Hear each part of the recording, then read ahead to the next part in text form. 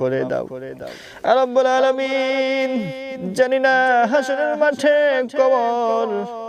কবরে যারা শায়িত আছে তাদের কি অবস্থা হবে, যখন কবর থেকে আবার উত্থিত করা হবে কেমন অবস্থা হবে। মালিক, মেহেরবানি করিয়া হাসরের মাঠে আমাদের সকলকেই আপনারা আরশের নিচে ছায়া দান করার তৌফিক দান করে দেন।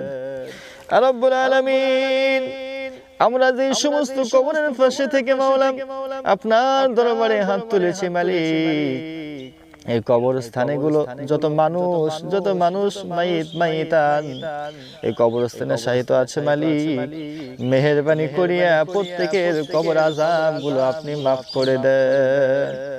রব্বুল আলামিন, গোটা পৃথিবীর জমিনে যত মুমিন মুমিনাত অন্ধকার